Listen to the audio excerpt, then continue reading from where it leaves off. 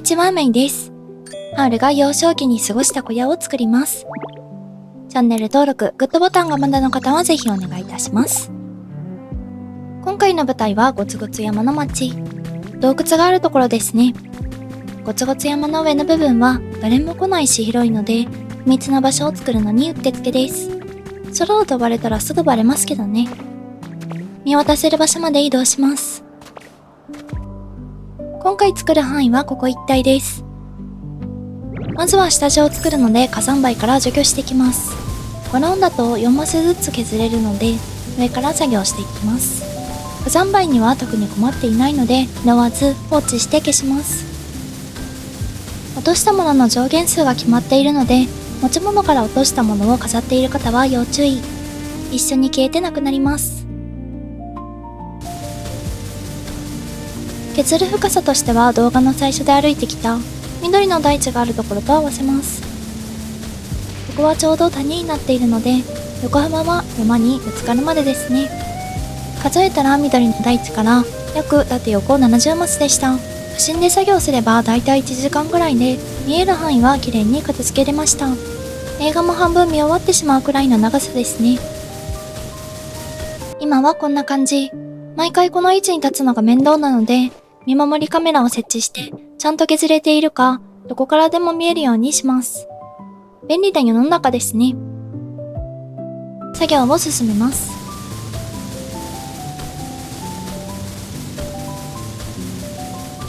たまに確認をします。こちらの山も削ることにしました。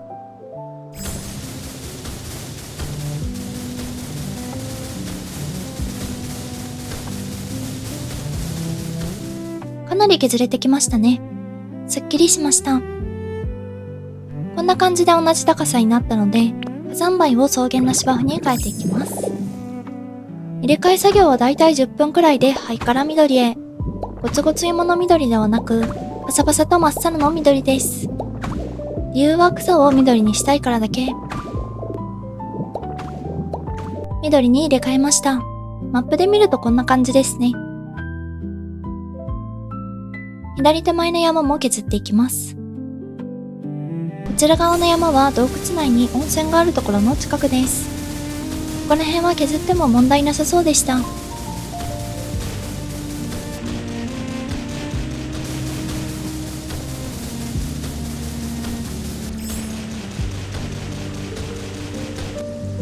山をなくしてきました。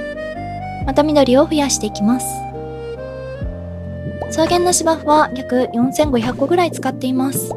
本当にそんなに使ったのかは信じられていません。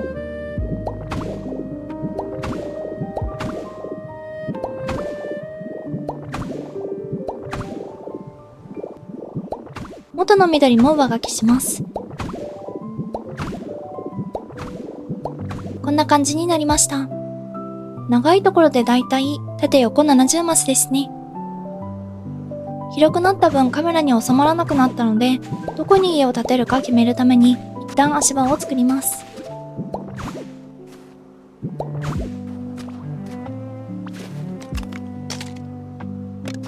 この角度からちょうど真ん中ら辺に家を建てたいので走って家の端部分を決めに行きます。だいたいこの辺り。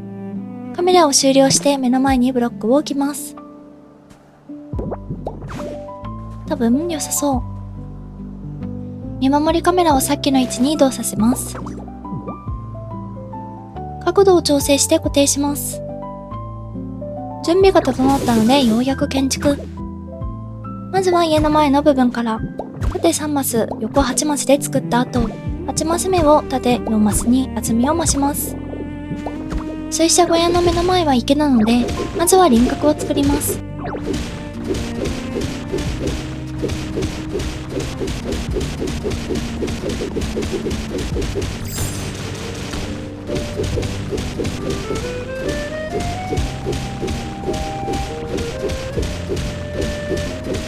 丸くなったので OK。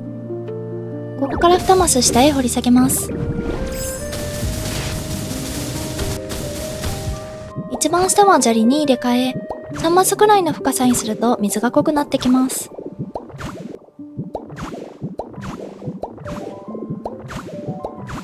側面は普通の土。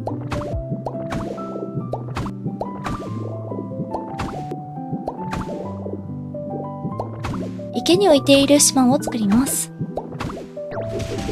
奥の川から流入してくる場所作り。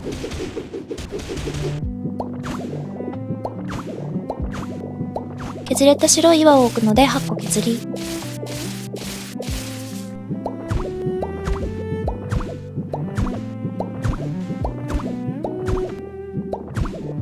川の続きの前に家を建てます。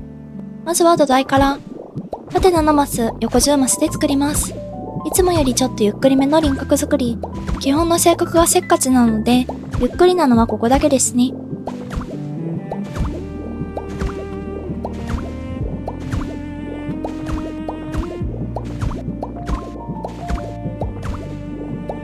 木の床を使っています。サイズの詳細。漆喰の壁を3ブロック積みます。ハウルの小屋はお豆腐に近いので、装飾したすぎる横棒を押さえてみます。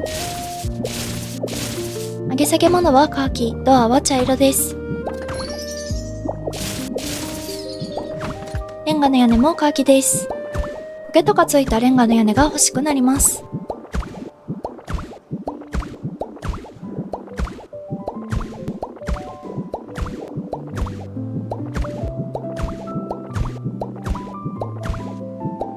屋根の高さを3ブロック分にしましたが、2ブロック分でも良かった気がします。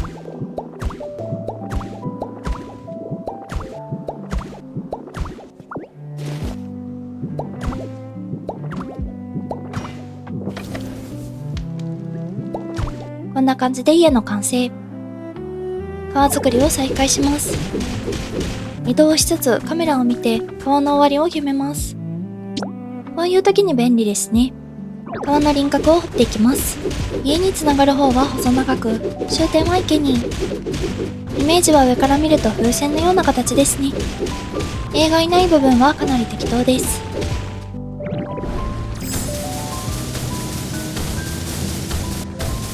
先ほどと同じように入れ替えます。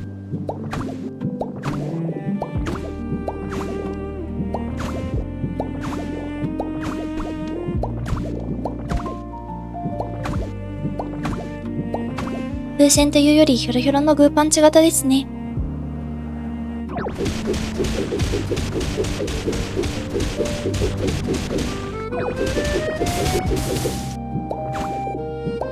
謎の形になりました。よしとします。水入れ作業をしていきます。なぜか内側から水を入れる効率の悪いことをしています。上から輪郭に沿って入れた方がいいですね。謎の丁寧さが邪道でした。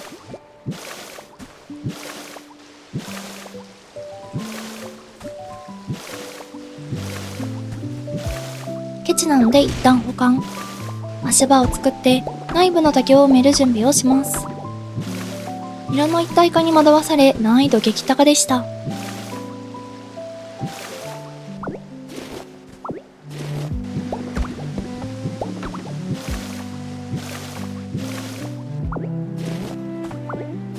3マス深さがあると青みが増していい感じです。水車を立てていきます。水に1マス埋まってないといけないので、1マス埋め、縦横3マスずつ開けます。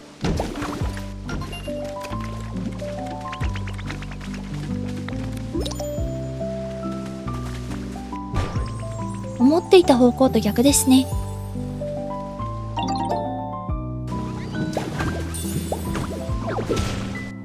ちょっとずつ近づいてまいりました。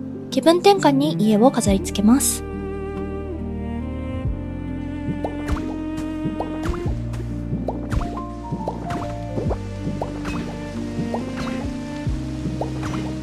内装はあるものないものあるので適宜代用します。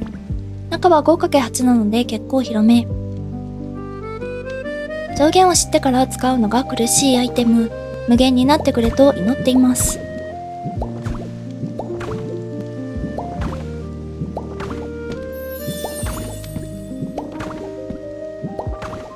机の上はハウルが勉強していたような、そんなアイテムを置いていきます。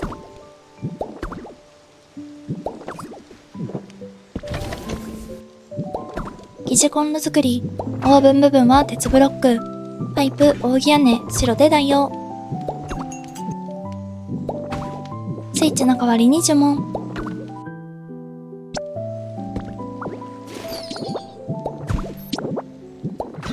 銃のようなものの代わりに棚。服の代わりにフラッグ。新しい解釈です。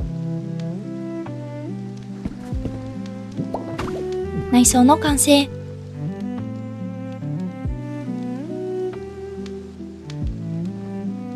緑の大地に花を咲かせていきます。まずは道作りから。普通の土をカーブさせます。見えていないけどこんな感じ。花咲かじいさんになっていきます。家の周りは花束を作るような感じで、いろんな花を組み合わせながら植えていきます。ここから数分ほど植えるだけの動画になります。花畑を全面植え終わるまでに4時間近くかかりました。気合と根性が必要な肉体労働です。植え方のコツは、写真に写る手前側はいろんな種類かつ様々な色を使うのですが、花の群生地を作るイメージで、水色なら水色、赤なら赤って感じで、色のまとまりを作ると可愛くなると思います。花を植えてその周りを草で囲うと、もさもさ感が出て、花単独より草原の花畑っぽくなるかなって感じです。ちなみに浮島の花は霞草のような役割をしてくれるので、どの花とも相性が抜群ですね。群生地を作るときは横長の楕円形を作るような感じで作ります。花が中心、草が外側って感じで、花はだいたい縦2マス、横を5マスぐらいの範囲で植えて、その周りを草で囲う。花と花の間が気になったらそこにも草を植える。そんな感じで作るといいかもしれません。そんなコツに気がつく前の試行錯誤中の植え方をしています。後で気がついた公開ポイントとしては、たくましい花は背が高いので、一つずつ群生地に置くと、遠くから見た時にかなり浮きます。今の状態がよろしくない状態ですね。なのでたくましい花は、2つ以上セットで置くといい感じに。あとたくましい花の紫は結構使うのが難しかったです。そこだけ浮きやすいんですよね。今は気がつかずに植えていますが、後で直しています。次の公開ポイントとしては、このように先に花だけ群生地を作らないこと。後でこうやって草を生やした時に、花と花の距離が意外と近すぎて、草がうまく生やせなかったんですよね。余白のある綺麗な花畑を作りたかったのに、みちみちっと密集した集合体の花畑に。なのでもしランダムな花畑を作るときは、群生地を一つずつ作ることをお勧めします。こっちの方が圧倒的に効率的で楽です。花も節約できます。私の屍を乗り越えていってください。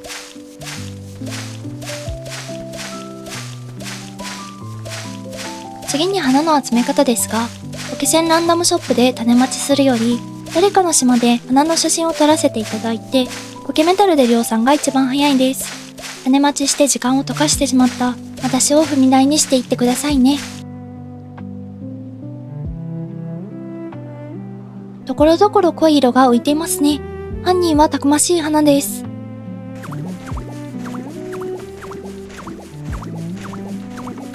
たくましい花は固めておきます。もしくはしまってしまうという選択肢。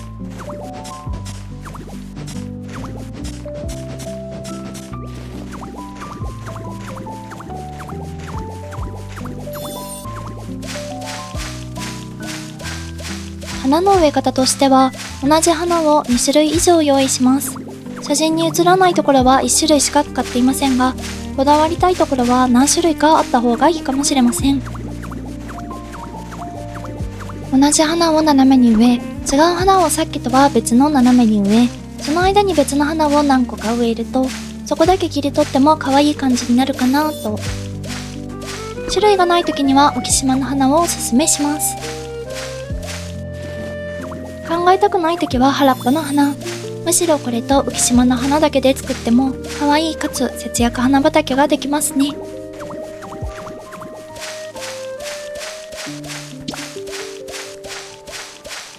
面倒なところは草の実。この辺りから群生地を一つずつ作る方が効率的だと気がついてきましたね。ちなみにハールの小屋はあつ森でも作りました。その時は完全にお借りしたマイルザパワーでした。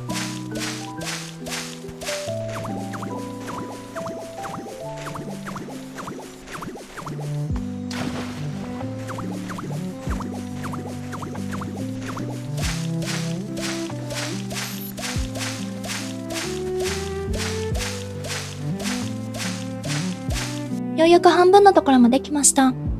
残り半分も頑張ってやっていきます。今回使った花は各種類50個から100個程度です。浮島の花と原っぱの花は夢島で乱獲できるので100個集めるのも意外と早く集まりました。海流の夢島はポケメタルも乱獲できるので花とポケメタル狩りにうってつけですね。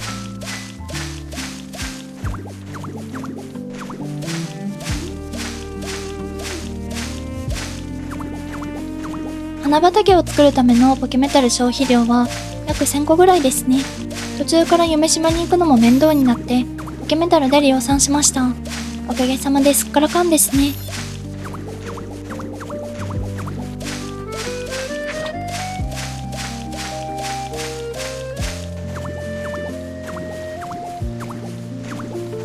今のところ全ての花植えシーンと草植えシーンを写していますが、正直飛ばしても問題ないのでスキップ推奨しています。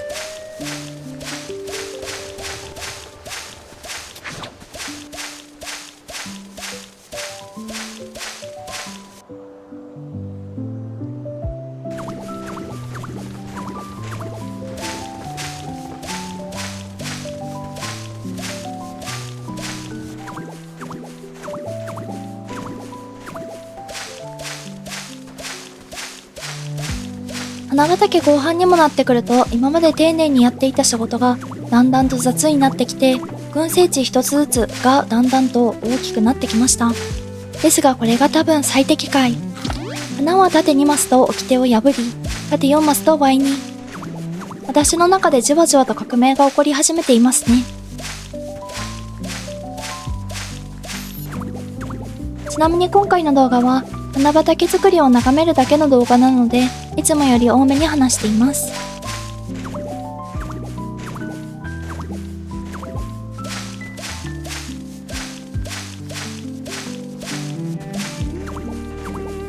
群生地同士の色の組み合わせですが、隣り合う色と色を分けるが基本で、濃い色同士はなるべく離す感じにしています。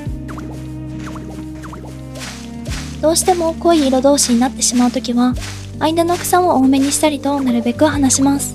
色のことを気にしすぎると、色の基礎辺まで離すことになるので、濃い色同士は避けるくらいがちょうどいい緩さですね。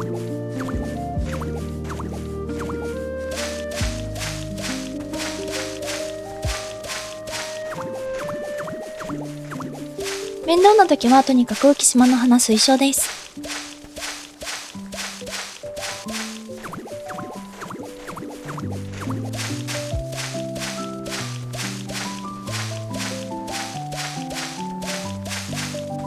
残り4分の1ですね。ここら辺からかなり効率的に群生地が作れたのかなと思っています。なぜゴツゴツ山の町に小屋を作ろうかと思ったかというと、映画のハールの小屋も高層地帯だからですね。モデルの地は千勝ヶ原という湿原。ここも沼地にしようか迷いましたが、映画のイメージがあまりにも綺麗で、画像に忠実になることにしました。あと何よりここの山の上は広い土地がありますからね。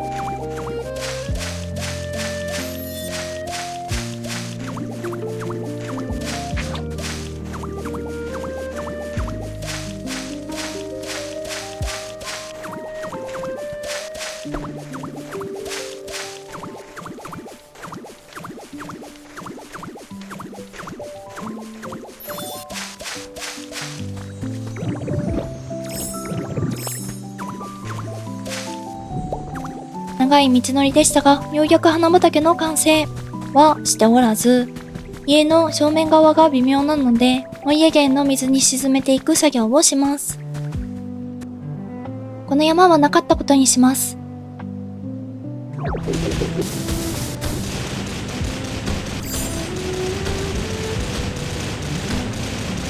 先ほどと同じ手順で湖作り。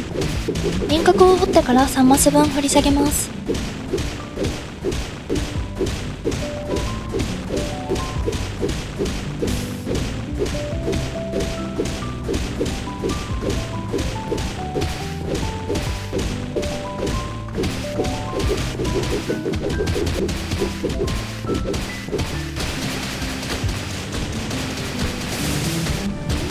砂利を敷いて側面は普通の土へ。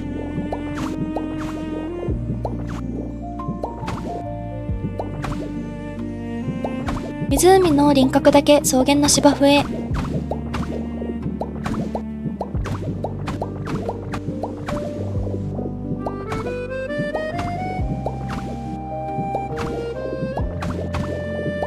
湖に浮いている島作り。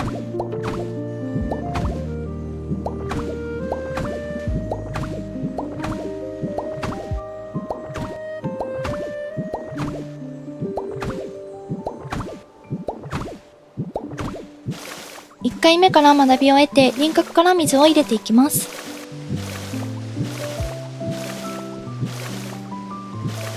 浮き島した部分に謎の空間ができてしまいました。また一つ学びを得てしまいましたね。島を作る前に水を入れなければならないようです。こんな感じでできたので、空いているところも花で埋め尽くします。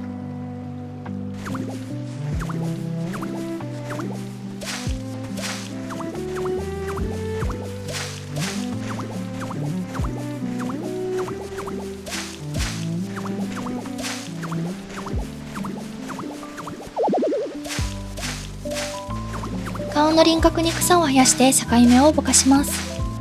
浮島には一つずつ群生地を作る感覚で植えます。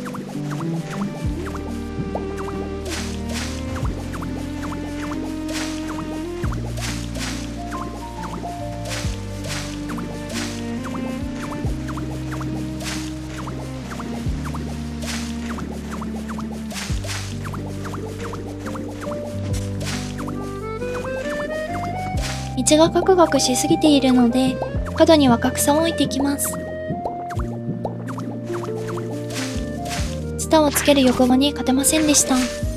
映画では苔のようなものが生えているので、その代わりということにしておきます。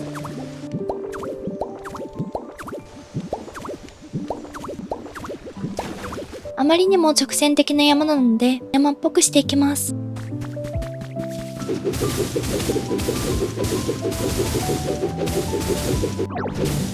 なんか変ですがボコボコになったので OK。 固定カメラ視点だとこんな感じ。少し再現できたのかなと思います。ここにはゾラーに住んでもらいます。姿を変える特性がハールっぽいなと思ってご招待。